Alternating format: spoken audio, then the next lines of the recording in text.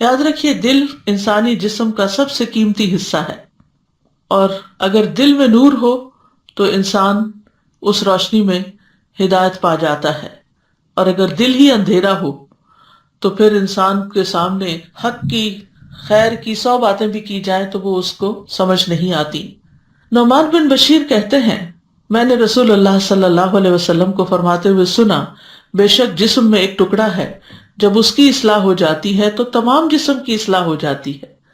اور جب وہ خراب ہو جاتا ہے تو تمام جسم خراب ہو جاتا ہے۔ سنو، وہ دل ہے، اور ایمان کا مقام بھی دل ہے، تقوی کا مقام بھی دل ہے، اچھائی اور برائی کی پہچان کا معاملہ بھی دل کے ساتھ ہے۔ اس لیے رسول اللہ صلی اللہ علیہ وسلم نے فرمایا جس کے دل میں رائی کے دانے برابر بھی ایمان ہوگا وہ آگ میں داخل نہیں ہوگا۔ یعنی اگر دل کے اندر ایمان ہے تو پھر اس کے لیے جہنم میں خلود نہیں ہے، ہمیشگی نہیں ہے، بلکہ